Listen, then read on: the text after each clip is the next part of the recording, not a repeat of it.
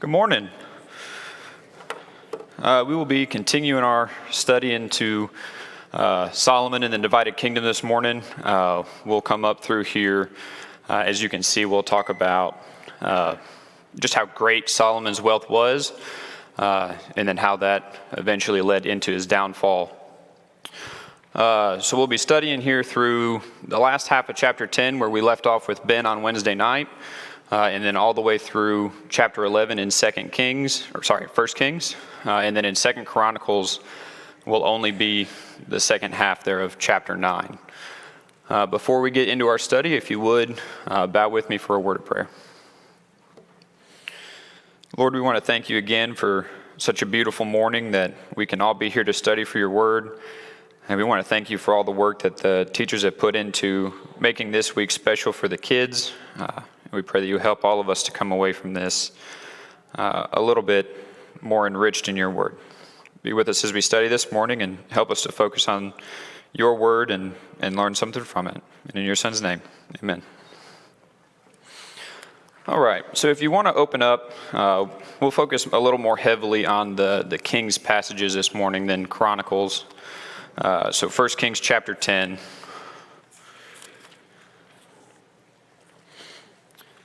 And so a little recap before we get started. On Wednesday night, Ben talked about the Queen of Sheba and her visit to Solomon and all of the great gifts that she brought him, and how despite the outrageous tellings of how wise he was, and despite the fact that rumors only grow as they spread, she still got there and was surprised at Solomon. That he was so much more than even the rumors could exaggerate. And so we'll talk just a little bit this morning about Solomon's wealth, Solomon's turn from God, and then Solomon's end.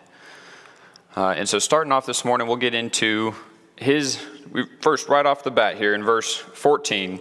Now the weight of gold that came to Solomon in 1 year was 666 talents of gold, besides that which came from the explorers and from the business of the merchants and from all the kings of the west and from the governors of the land. So 666 talents of gold seems like a bit of an ominous number there to describe how much money he was making, and maybe a little bit of foreshadowing. But to really understand what a talent of gold, that value, I've got it broken down here. So a talent of gold is the approximate equivalent of 75 pounds of gold. So 666 talents roughly comes out to about 50,000 pounds of gold a year. At today's gold prices, that's about $26,180 per pound, or just over $1.3 billion just from his internal personal income. So that's, I've got it broken down here all the way down to the troy ounce if anybody's interested after class, but $1.3 billion. I don't know about most of you, but that is several orders of magnitude more than I make in a year. And I have no idea what I would do with $1.3 billion just in gold. Now, as far as silver, it says that he had so much silver he made it as common as stone in the city of Jerusalem. Now, for a city that's built out of stone, that's a lot of silver. And again, so much so that they don't bother trying to quantify it, similar to as when they were ready to build the temple. They just didn't quantify the amount of bronze. Now, all of the surrounding kings came and give him presents on an annual basis. A lot of times this is likened to paying tribute to a larger overarching government in an area. And so we see here in verse 23, starting in verse 23, thus King Solomon excelled all the kings of the earth in riches and in wisdom, and the whole earth sought the presence of Solomon to hear his wisdom, which God had put into his mind. And every one of them brought his present, articles of silver and gold, garments, myrrh, spices, horses, and mules, so much year by year, is how the First Kings puts it. In the Second Chronicles, at the same passage in verse 24 there of chapter 9, lists silver, gold, garments, armor, spices, horses, mules at a set rate year by year. So it does seem here that Solomon at least had enough control, not over just his kingdom, but of the surrounding kingdoms, that he had a set, you're going to pay me this much every year to either trade with me or to be on friendly terms with me and my kingdom. And then he also had various international trade. We see here in 1 Kings that he had the predominant horse and chariot trade for the whole area. He would buy horses and chariots from Egypt and a country called Q or Kur, depending on the translation. Some of them have an R there, some of them don't. You'd buy a chariot for, not quite there yet. Would buy a chariot, I didn't add it here, I've just got it on my notes, for 600 shekels of silver, which comes out about 14 and a half pounds or $4,500 for a chariot. And a horse was 150 shekels of silver, about $1,200 roughly. And so we read in, especially in the Chronicles passage, that the chariot would be imported from Egypt for 600 shekels of silver and a horse for 150. So through the king's trade, they were exported to all the kings of the Hittites and the kings of Syria. So he had the predominant, was the supplier of horses and chariots, buying them through Egypt, and then to the entire surrounding area, they got all of their horses and chariots, which is the predominant means of travel at the time. So then you can see here as I click through that he also had a fleet of what they call deep sea ships with his best friend Hiram there. These are ships that are translated literally as ships of Tarshish, and they would sail out on a 3-year rotation. Now you might recognize that name Tarshish a little bit. Does anybody remember where the other time we hear about Tarshish is? Yep, it's where Jonah tried to flee to. And so I don't know if you can see it all that well on this picture here, but in the very top left of that picture, there's a little yellow dot, as far away from you can get as all the rest of them.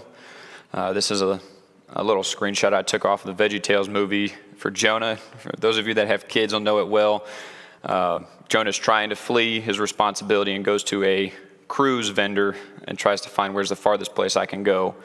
And so then they try to go there. Here's a little bit better of a picture of where they believe Tarshish was.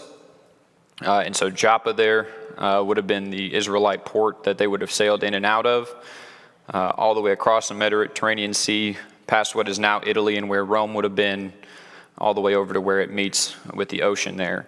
And this is a lot of times believed to be about as far as you could sail for trade, maybe down around the edge of Africa a little bit, depending on what cities or little towns are there. But this is kind of the biggest, the only place that we really see when they talk about far off travel, run away as far as I can get. Tarshish is where we look at there. All right, and so like I said, once every 3 years, these ships would make a circuit and would make their way back to Solomon there, and they would bring with gold, silver, ivory, apes, and peacocks.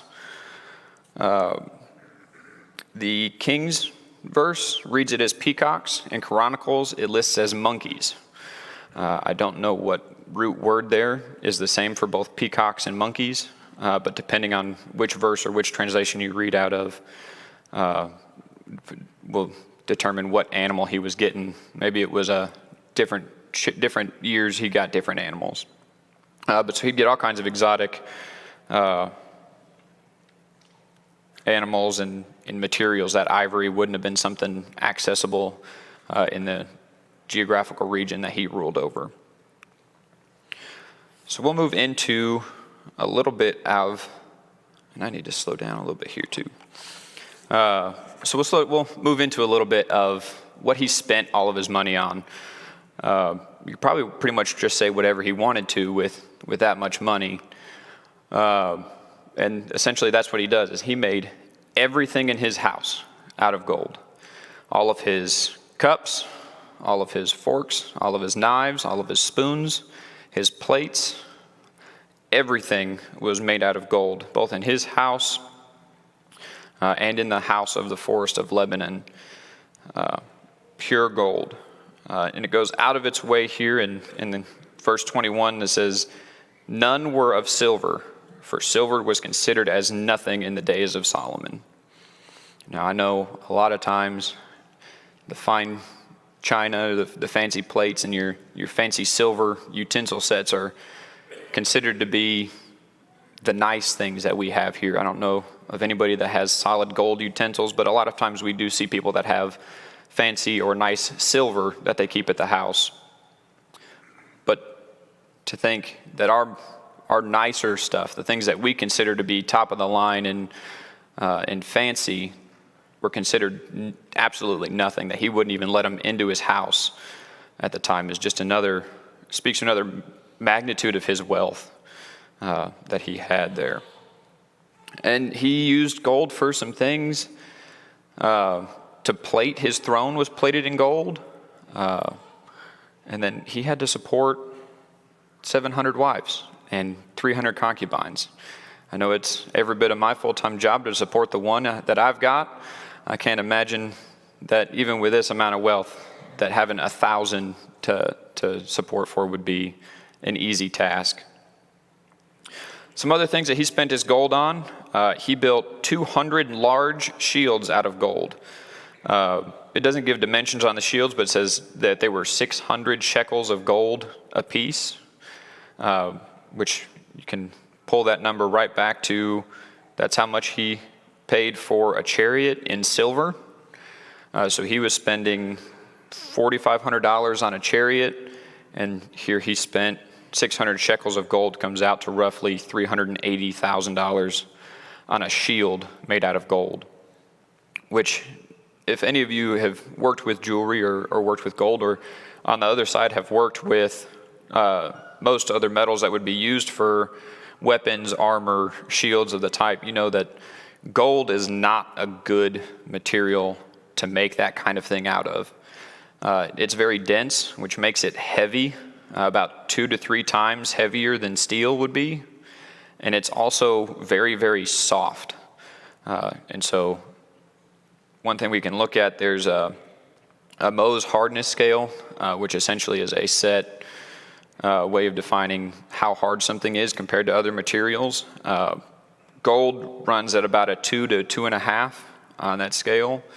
Iron and steel run about 4, 4.5, sometimes 5, depending on the exact composition there of the steel. So it's about half as strong, half as durable as steel would be, and weighs twice as much. So you would never, ever want to actually go use a solid gold shield in any kind of battle. It'd be destroyed and mangled and keep you from being able to use it properly in the first place. So on top of those 200 large shields, he had 300, it just says shields here, but so we're led to believe that regular standard size shields that were made out of solid gold as well. In the text here, listed as 3 minas, which is approximately 50 shekels each. So 300 shields at 150 shekels comes out, they're about $94,000 a piece for each of these shields. Yeah, so again, just crazy. I mean, unless he was just using these for decoration, he was throwing money away, essentially, throwing these shields into battle, or more than likely he would have used them as decoration up on the halls in the Forest of Lebanon, or some of these other buildings that were built alongside the time of the temple. So let's go look at this gold and ivory throne that he has built. And we find that, if you want to read verse 18 with me. So the king also made a great ivory throne and overlaid it with the finest gold. The throne had 6 steps, and the throne had a round top. And on each side of the seat were armrests and 2 lions standing beside the armrests. With 12 lions stood there, one on each of the 6 steps, and the like of it was never made in the kingdom. And so I've got a picture of it up here. You see there his seat in the middle with the round back would have been entirely covered with gold, and then the 2 golden lions on either side, 6 ivory steps, and then all of those lions, 2 on each step on either side going down, would have all been solid gold as well. And all of this ivory would have most likely been from those trade ships coming and going from Tarshish. All right. So speaking of trying to maintain enough for 700 wives and 300 concubines to do their shopping and buy all their clothes and their jewelry and whatnot, those are going to be a very large part, if not the main cause of Solomon's downfall here. And so we'll start here, beginning of 1 Kings chapter 11. Now this is the portion of the text that is not reflected in Chronicles. As we've mentioned before, Chronicles kind of leaves out a lot of the bad stuff that we see in Kings. A lot of that history is not repeated in Chronicles. So we end up here with a whole chapter in Kings that is completely skipped over in the Chronicles account of what happened. And so now reading starting in verse 1. Now the king Solomon loved many foreign women, along with the daughter of Pharaoh, Moabite, Ammonite, Edomite, Sidonian, and Hittite women. A couple to mention there. So the Sidonians, again, would have been brought to him by his best friend there, Mr. King Hiram, that he kind of has a back and forth with the bad cities and the good cities, and supplied all of his lumber to build the temple. So that would have been the Sidonians. The Edomites, we'll see kind of come back into play here just a little bit towards the end of Solomon. And then the rest of these, the Moabites, have been a plague and a main adversary for Israel all through their history, just as the Ammonites and the Hittites. And so all of these women come from the nations concerning which the Lord had said to the people of Israel, "You shall not enter into marriage with them, neither shall they with you, for surely they will turn your heart after their gods." And Solomon clung to these in love. So kind of takes and throws right in the face of, you said don't marry him, I'm going to anyway. And a lot of them. And so 700 were full status wives, says who were princesses. Now, I don't believe there were 700 surrounding countries for him to marry princesses from. So probably the first that came there would have been the princesses from the other countries.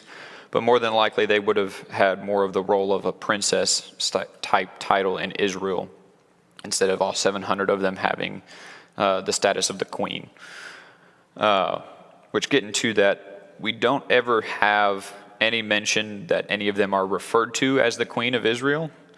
It's always King Solomon and all of his wives. However, the one that is most likely to have kind of had that first place role would have been the daughter of Pharaoh. She's the one that we hear the most about, and most often when discussing his various wives, she's the only one that we ever really see kind of get singled out there. So while we never have explicitly told that the daughter of Pharaoh was the queen for Solomon, she's the most likely one, if any of them, to have had kind of that title or that status. And then that's coupled with having 300 concubines, which again would have been very similar to David at the end of his life, where he had the woman that warmed his bed, and then we believe kind of by the end of that she had a concubine status. Not really a full wife, but had some form of status there within the country that people would have wanted them after he was gone, or having an attachment to them would have meant an attachment to Solomon as well.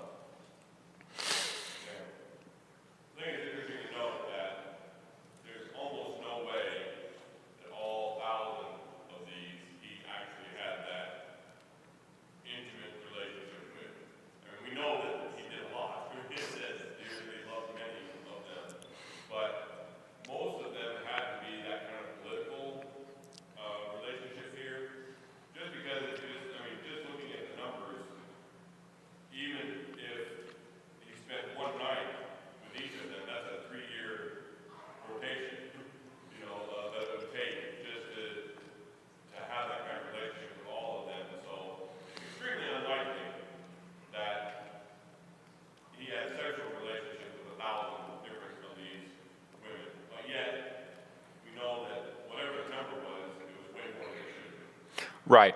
And so I know he doesn't typically have a problem being heard most of the time, but for anybody that didn't catch it, he pointed out that it's extremely unlikely that he had a physical, intimate relationship with all 1,000 women.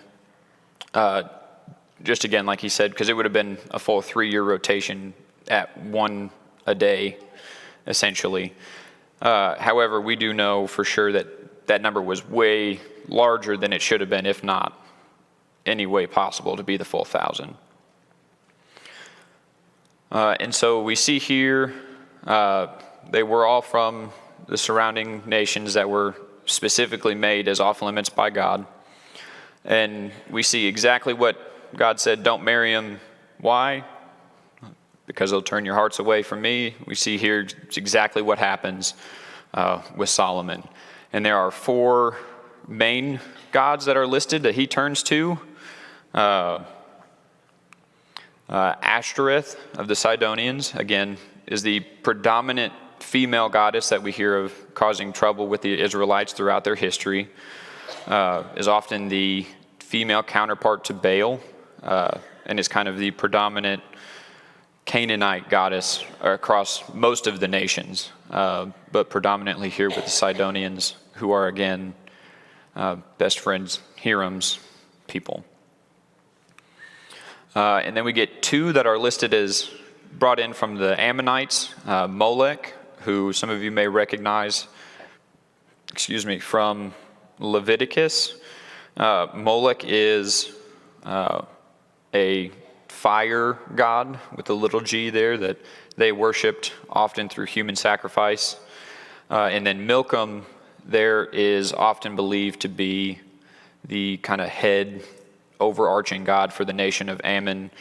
If not that, then he's definitely the patron god of the royal family there. We don't know a whole lot about him other than that he's to be considered that the head of that pantheon there. And then Chemosh from Moab, which is another there. We hit 3 of the 4 or 5 main countries that it says Solomon married into, with the Moabites, the Ammonites, and the Sidonians. And then it continues there. So he lists these 4 specifically out. And then we kind of get a little caveat as well as with his other wives. All right. So we have these 4 main that are brought in to replace or supplement. It's not likely that he entirely just got rid of worship of Jehovah, but that he instituted these others as an optional other thing, and that he himself personally seems to have swapped to worship for. So before we move on here, a little bit more. So we see Ashtoreth, as counterpart to Baal, was often considered the physical goddess, the goddess of physical love and war. Definitely one that would have been integral with Solomon there, with how many wives he had. Molech, like I said, was the god of fire, worshipped through human sacrifice. That often was pulled as children. And as I said in Leviticus, if you look in chapter 18:21 of Leviticus, we get a warning from the Lord. It says, "You shall not give any of your children to offer them to Molech, and so profane the name of the Lord your God. I am the Lord." So there's, I can't think of a worse thing than to give up one of my kids to be burned alive for anything that would try to consider itself a deity, or anything that somebody tried to consider a deity. That kind of hits a little special for me there, to think that they were giving up children to be burned alive for this particular guy, and as one that Solomon brought in for his people to worship. And then we discussed Molech was considered to be the head of that pantheon, if not just for the ruling family. And then Chemosh kind of filled that same role for the Moabite people, was kind of the main national god of the Moabites. He had strong ties to the Ammonites as well, but was definitely a Moabite god, and was often called the destroyer or the subduer. So not at all a nice guy there. So we see as a result of this, God started to raise up some of Solomon's main adversaries from both within and without his kingdom. How am I doing on time? All right. So we've got plenty of time to read all the way through this, which is what I was kind of hoping for. And so the first one we are introduced here to is a gentleman by the name of Hadad the Edomite. And we'll read about him, that passage in 1 Kings there, starting in verse 14. And the Lord God raised up an adversary against Solomon, Hadad the Edomite. He was of the royal house in Edom, for when David was in Edom, and Joab the commander of the army went up to bury the slain, he struck down every male in Edom. For Joab and all Israel remained there 6 months, until he had cut off every male in Edom. But Hadad fled to Egypt, together with certain Edomites of his father's servants. Hadad still being a child. They set out from Midian and came to Paran, and took men with them from Paran and came to Egypt to Pharaoh, king of Egypt, who gave him a house and assigned him an allowance of food and gave him land. And Hadad found great favor in the sight of Pharaoh, so that he gave him in marriage to the sister of his own wife, the sister of Tahpenes the queen. And the sister of Tahpenes bore him Genubath, his son, from whom Tahpenes weaned in Pharaoh's house. And Genubath was in Pharaoh's house among the sons of Pharaoh. But when Hadad heard in Egypt that David slept with his fathers, and that Joab the commander of the army was dead, Hadad said to Pharaoh, "Let me depart, that I may go to my own country." But Pharaoh said to him, "What have you lacked with me, that you are now seeking to go to your own country?" And he said to him, "Only let me depart." So here, one of the main ones he's going to bring in is not actually anyone that Solomon necessarily wronged himself, but a refugee hiding from David and Joab. And so we go through there and we see that David and Joab had killed all of the males of Edom, which is going to leave a little bit of a grudge with anybody that survives that. A big part you see anytime a king takes over, as we've talked about how you kill off the remaining family. A lot of times if they miss even one, it comes back to bite everybody in the butt. And so that's kind of what's happening here with Hadad. He goes, hides in Egypt, builds a really strong connection with the Egyptians, marries Pharaoh's sister-in-law, has a kid that's raised and counted among Pharaoh's own kids, and has a very high standing in Egypt until David and Joab both die. And he said, all right, well, now it's safe for me to go home. And he returns and kind of refounds Edom and kind of becomes an enemy of Solomon and the Israelite nation there. Now, the second person that we see him raise up as an adversary from outside of the nation is a gentleman by the name of Rezon, the son of Elida. And this is a Syrian gentleman. And so we'll read about him here. We have a lot less text about Rezon, just kind of mentioned in passing here. But chapter 11 there, verses 23 and 25. And so God also raised up an adversary to him, Rezon the son of Elida, who had fled from his master Hadad-ezer, king of Zobah. And he gathered men about him and became leader of a marauding band after the killing by David. And they went to Damascus and lived there, and they made him king in Damascus. And he was an adversary of Israel all the days of Solomon, doing harm as Hadad did. And he loathed Israel and reigned over Syria. And so we have here, he was either an escaped slave or servant to the former king of Zobah, which is to the north of the Israel. So then in 2 Samuel, we read in chapter 8, a little bit in chapter 10, that David defeats the Syrians and kind of takes over that land. And it's after those series of defeats there where he goes in, completely wipes out Syria and then chases down the commander of the Syrian armies, that Rezon here kind of takes over what's left of, it seems, the Syrian military as kind of a group of bandits that didn't really have a place of their own for a while, probably would have just been traveling in a camp, and then with a lot of times we think of bandits as they would attack trade routes, try to steal from merchants and the like, and that would have been the kind of leader he was for the remaining portion of David's life there. And then, so we see there that after David dies, he goes back to the city of Damascus and kind of sets himself up there to become the king of Syria, who, again, we know is not any great friend to the Israelites.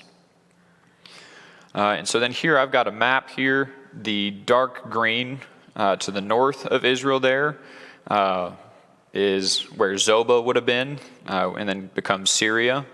And then the dark green there, trying to the southwest, is where Edom is at. And so right away here we see that God sets up adversaries for Solomon, both to the south and to the north, so that he kind of has got that two faces that is going to be causing him problems. Now that's just his external adversaries. Is it?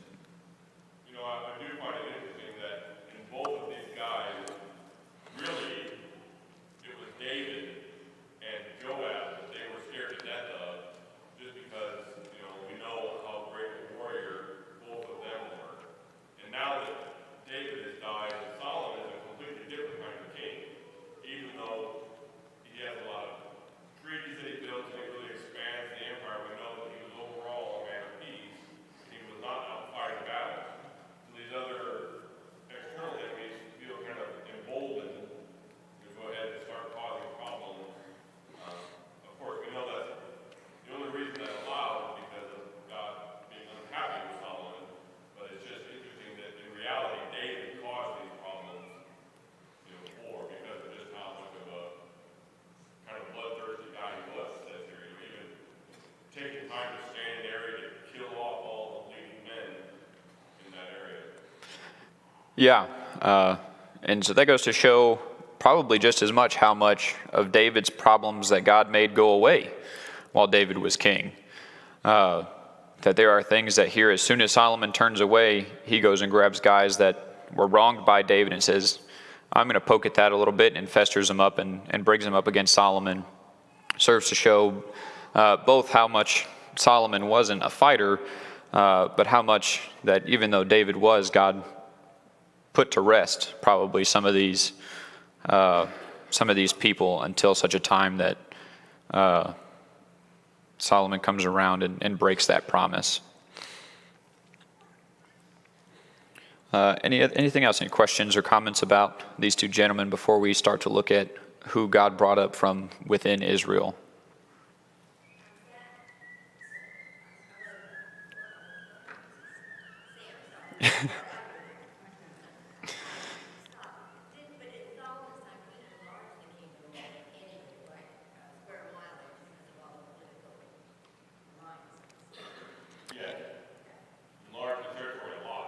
Yeah.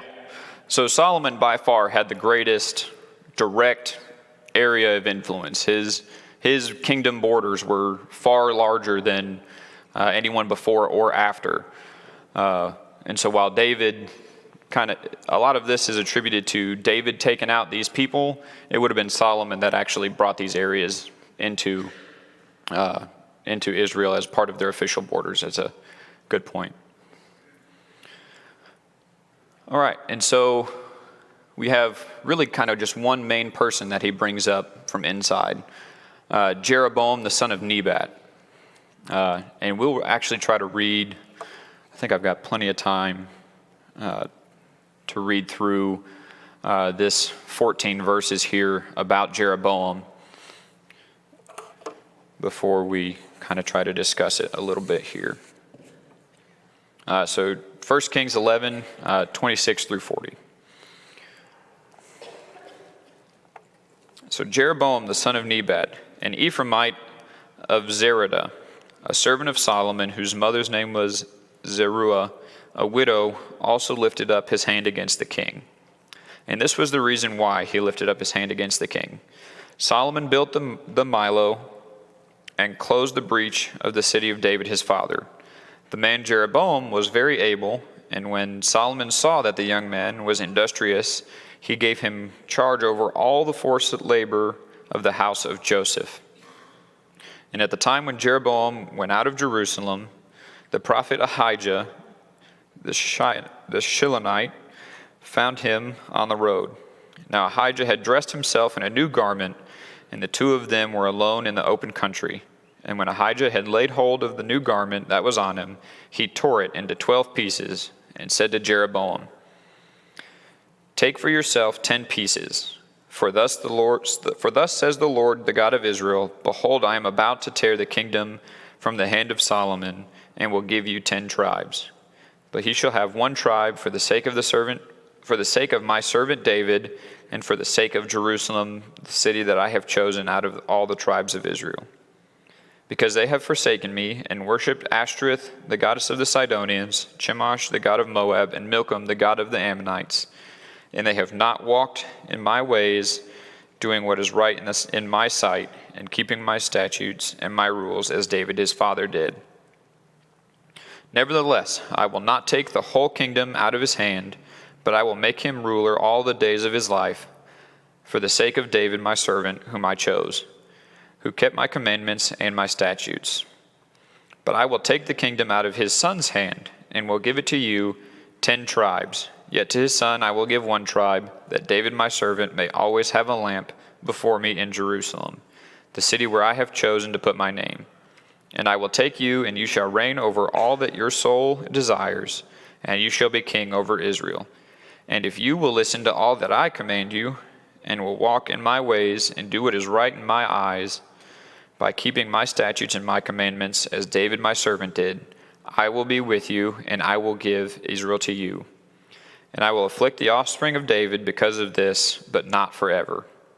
Solomon sought therefore to kill Jeroboam, but Jeroboam rose and fled to Egypt, to Shishak,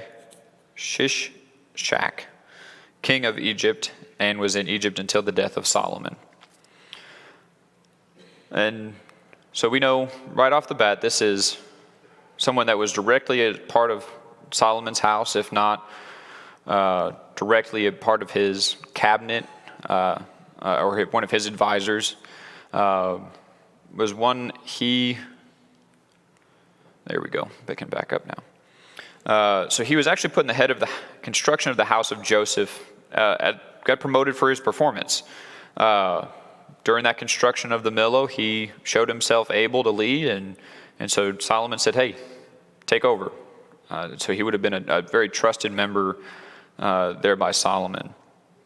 And so then we read he kind of just goes out on a trip and runs into Ahijah on the road and gets promised 10 of the 12 tribes. So there's a little bit of interesting math here. So as we read, they're going to promise him 10 tribes, and they're going to save 1 tribe for David.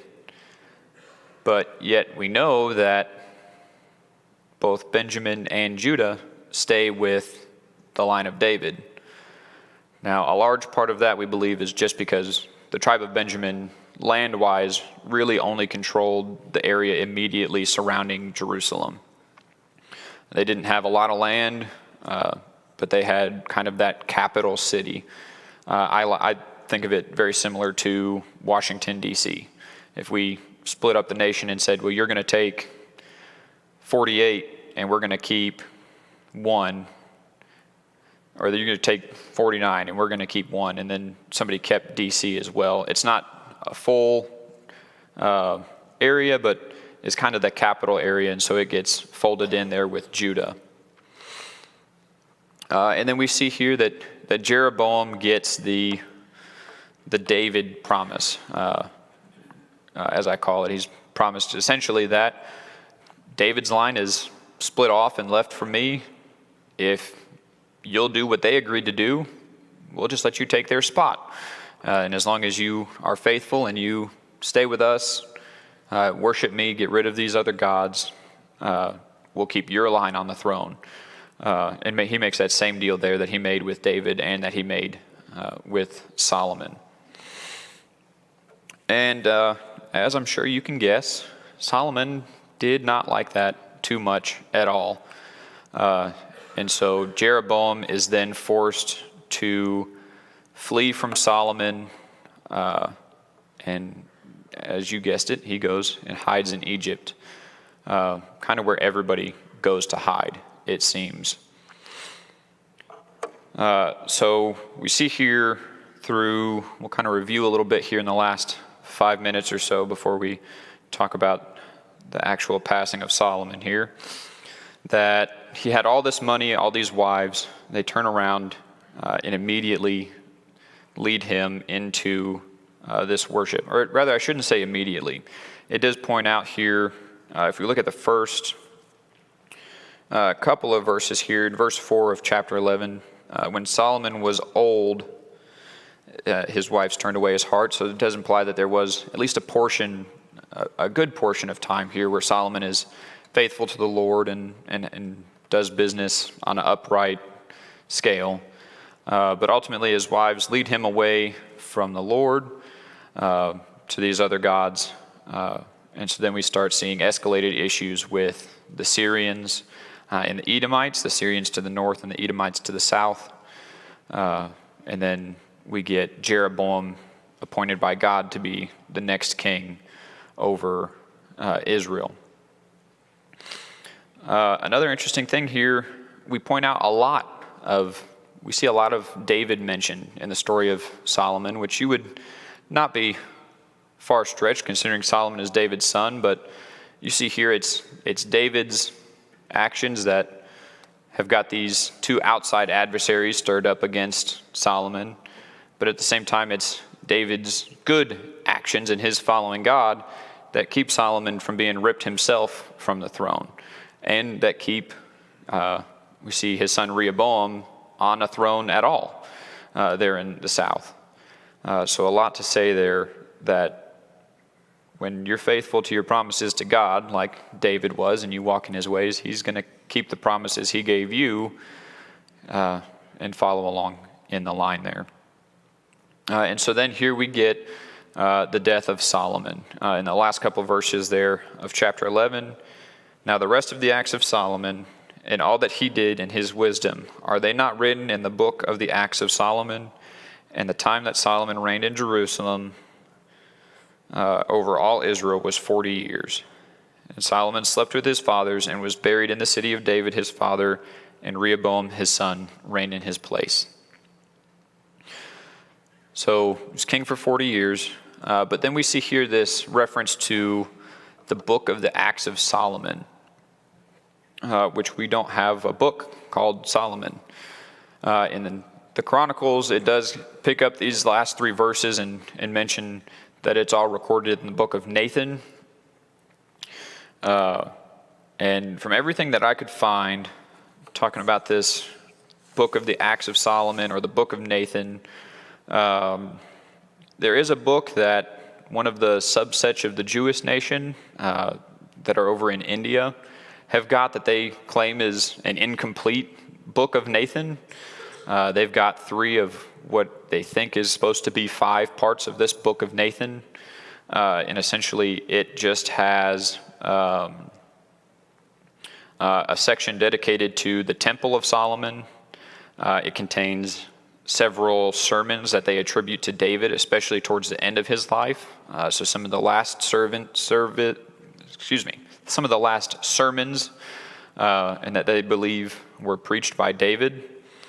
And then it has a portion that entirely goes over the restoration of the ark, bringing it back from Syria and getting it set up in Jerusalem. But again, we're not entirely sure that this is the same book of Nathan here. That's just, in all that I could find, the only people that claim to have the book of Nathan is this incomplete copy in one of the subsets of the Jewish nation that today. As far as the books of the Acts of Solomon, the predominant theory is that it's referring to collaboration or what's the word I'm thinking for? A collage type mixture of bits from the imperial record of their own personal histories, along with like their royal annals. So all of their royal records, this is believed to be a combination of just their national history, similar to how we teach about each of our presidents in line. This is going to have what we believe is that they took their historical, written in the time of Solomon,